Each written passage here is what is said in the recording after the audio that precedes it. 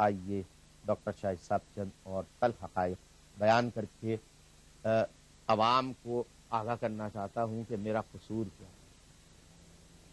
مجھ پہ اتنے الزامات، مجھ پہ اتنی الزام تراشیاں کیوں ہیں؟ میں آج ان شخصیات کے نام لیتا ہوں آن ایئر جنہوں نے الطاف حسین کو ڈائریکٹلی اور انڈائریکٹلی خریدنے کی کوشش کی. سب سے پہلے 1988 میں بریگیڈیئر امتیاز اللہ کے فضل و کرم سے زندہ ہیں، اللہ انہیں زندہ رکھے. بریگیڈیئر جنرل حمید گل صاحب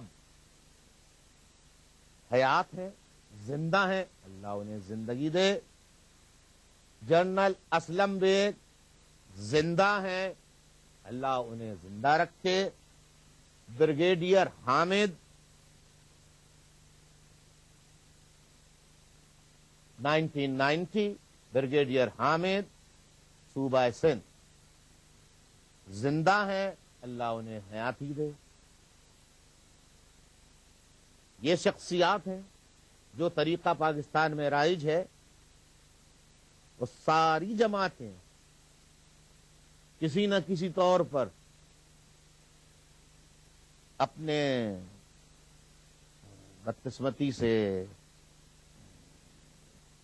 میں آسان سا لفظ ڈھونڈ رہا ہوں کہ گستاخی نہ ہو جائے، جو کچھ کرتی رہی ہیں وہ میں نہیں کر سکتا. یعنی ایم کیو ایم نے یہی کہا. بریگیڈیئر امتیاز زندہ ہیں. کیا چاہتے ہیں؟ میں بتا رہا ہوں وہ پیسے لے کر آئے تھے، کیش منی میرے پاس پاکستان میں. جی پاکستان میں. میں عباسی شہید ہاسپٹل میں تھا، بریگیڈیئر امتیاز صاحب وہاں لے کر آئے تھے. میرے گھر کے اوپر بریگیڈیئر حامد لے کر آئے تھے 90 کراچی کے اندر. کتنا پیسہ تھا؟ پیسہ یہ ان کا بریف کیس تو میں نے کھول کے نہیں دیکھا تھا، نہ صندوق کھول کے دیکھا تھا. بریگیڈیئر امتیاز کا انہوں نے جنرل حامد نے 50 لاکھ بتائے تھے.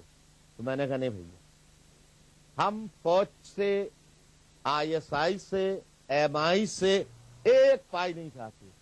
ہم فوج سے، آئی ایس آئی سے، ایم آئی سے دوستی ایسی کرنا چاہتے ہیں جہاں پیسے کا اول دخل نہ ہو، خلوص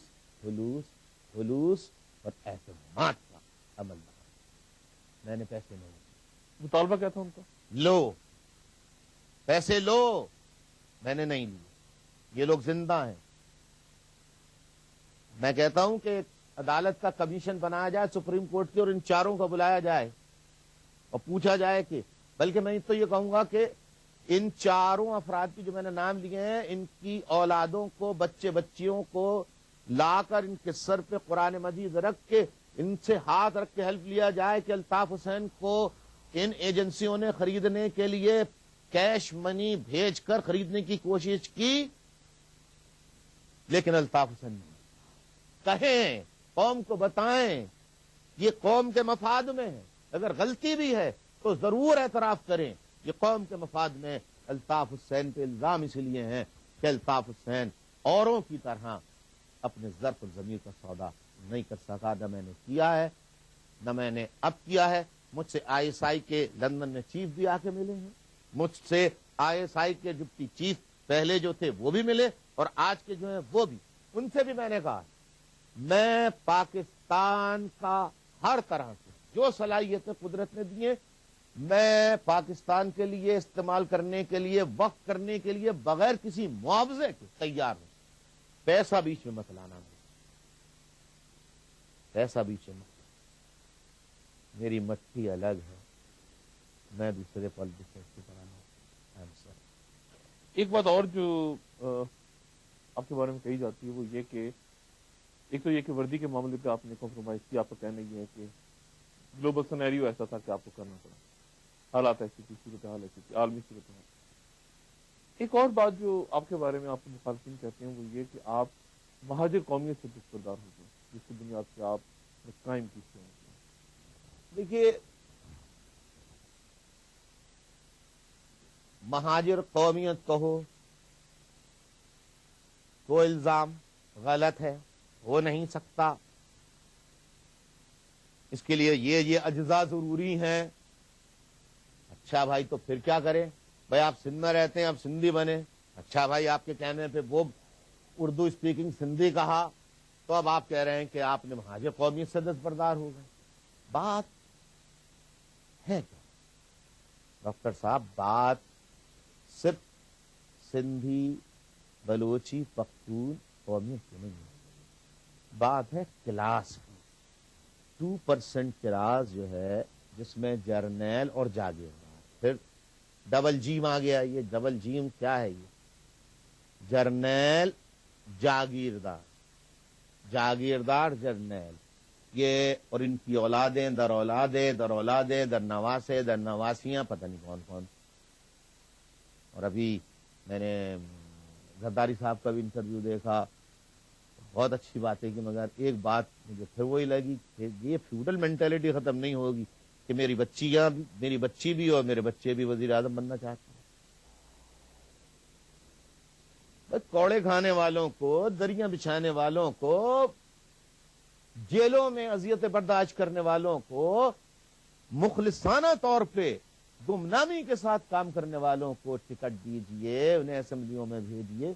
تب تک یہ جماعتیں پیسے والوں کو ٹکٹ بیچتی رہیں گی. واحد ایم کیو ایم ہے، واحد ایم کیو ایم. کوئی پارٹی نہیں کہہ سکتی کہ ہم غریبوں کی پارٹی ہیں. میں نام اس لیے نہیں لے رہا کہ میں افہام و تفہیم کی بات کر چکا ہوں، لیکن یہ کہنا چاہوں گا کہ بڑی بڑی پارٹیاں جن کے نام لیے جاتے ہیں، بڑی بڑی پارٹیاں جن کے نام لیے جاتے ہیں، جب الیکشنز آتے ہیں تو ایڈورٹائز دیتے ہیں، جو مسلم لیگ جو فلاں پارٹی کا ٹکٹ لینا چاہے صوبائی کا، وہ اتنا پیسے کے ساتھ اپنی اپلیکیشن داخل کرائے، قومی کے لیے اتنے کی کرائے. دوسری پارٹی کہتی ہے اتنے لاکھ صوبائی کے، اتنے لاکھ قومی اسمبلی کی سیٹ کے لیے، اور وہ واپس نہیں ہوتے. یہ تو جمع کرنے کی فیس ہے، چاہے منظور ہو اپلیکیشن آپ کی یا نہ منظور. تو آپ بتائیے کہ ان پارٹیوں میں جو محنتی کارکن ہیں، ایجوکیٹڈ ہیں، مخلص ہیں، بہت ڈیووٹڈ ہیں، وہ تو زندگی بھر ان پارٹیوں کا ٹکٹ حاصل نہیں کر سکتے کہ لاکھوں تو ان کے پاس ہے نہیں کہ یہ جا کے صرف اس لیے جمع کرائیں کہ ان کا نمبر آئے گا بھی یا نہیں. کیونکہ جب نمبر آئے گا تو پھر اس کے بعد کیا مطالبہ ہوگا کہ اس پہ مہر اس وقت لگے گی جبکہ اتنے کروڑ دو گے. صرف ایم کیو ایم ایک پائی نہیں لیتی. نامینیشن فیس تک، نامینیشن کینڈیڈیٹ کی نامینیشن فیس تک خود جمع کراتی. لیکن ایک الزام ہے کہ ایم کیو بھتہ لیتی ہے شہری علاقوں میں. اس الزام کے بارے میں کیا کہیں گے؟ اور تواتر سے یہ الزام لگتا ہے. اچھا جی، تواتر کے ساتھ یہ الزام لگتا ہے تو یہ الزام تو الزامی ہے نا. دیکھیے اگر اس میں ذرہ برابر صداقت ہوتی کہ ایم کیو ایم بھتہ خوری پہ یقین رکھتی ہے تو 4 دن کے نوٹس کے اوپر نشتر پارک میں جلسہ کیا ہے. 28 کو ایم ایم اے نے کیا ہے، 5 دسمبر کو ایم کیو ایم نے کیا ہے. تو لاکھوں لوگ جلسے میں کیسے آ گئے؟ لاکھوں لوگوں کی شرکت نشتر پارک میں ابھی 5 دسمبر کو میں لاکھوں لوگ تھے اس میں. تو ان کی شرکت ہی اس الزام کی نفی کرتی ہے، ہر الزام کی نفی کرتی ہے. لوگ پاگل تو نہیں ہے کہ 1986 سے لے کے آج تک ہمیں ووٹ دیتے چلے آئے، ہمارے ساتھ ہیں. وہ خوب جانتے ہیں ہمارے لوگ کہ ایم کیو ایم پر بہت الزام ہے، اور الطاف بھائی جو کام کر رہے ہیں وہ بہت مشکل کام ہے. اور میں تو سلام پیش کرتا ہوں